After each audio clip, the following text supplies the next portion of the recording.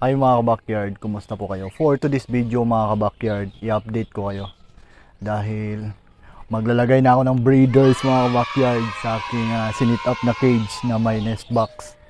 So, wag na natin patagalin mga ka-backyard. Samahan nyo ako para makita nyo kung anong ibon ang ilagay ko sa loob mga ka-backyard ng aking cage.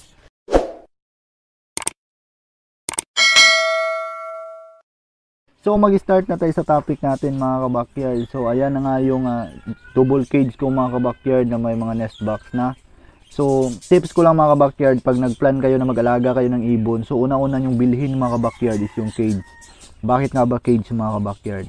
Kasi pag once bumili kayo ng ibon mga ka-backyard tapos wala kayong cage, so maaari lamang kain ng mga predator ang iyong alagang ibon mga ka-backyard.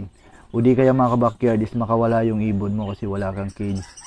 So, much better mga ka-backyard na bumili ka muna ng cage, saka ka bumili ng ibon para secure yung ibon mo mga ka-backyard at para hindi ka maiwanan.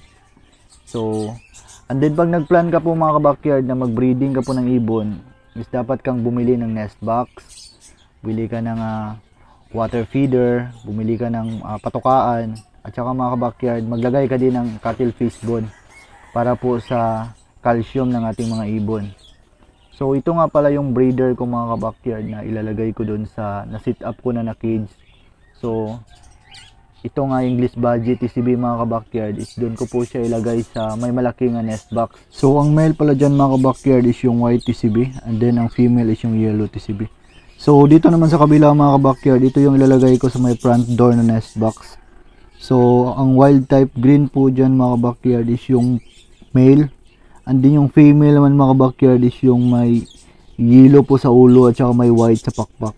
So ang edad po nila mga ka-backyard is nasa 8 months old na po sila. So good na po itong pair na to for breeding. Kaya sila po yung napili ko mga ka-backyard na ilagay doon sa cage na sinit up ko. So wag nating patagalin mga ka-backyard. Samahan nyo ako, ilagay natin sila sa loob ng cage mga ka-backyard. So ayan mga ka-backyard, nag-start na pala ako. So muna kong nilagay sa loob ng cage is yung English Badgie. So dinahandahan ko lang mga ka-backyard, baka kasi mag-fly high butterfly yung alaga ko mga ka-backyard. Nasa outdoor pa naman yung cage ko, kaya doble ingat talaga ako mga ka-backyard sa paglagay sa kanila. So ayan mga ka-backyard, tapos ko na silang nalagay sa kanilang cage na may nest box mga ka-backyard. So nakatingin po yung male mga ka-backyard sa pintuan ng nest box niya. And then sa kabila naman mga ka-backyard, itong parakeets ko is nakiramdam pa po sila sa loob ng nest box mga ka-backyard.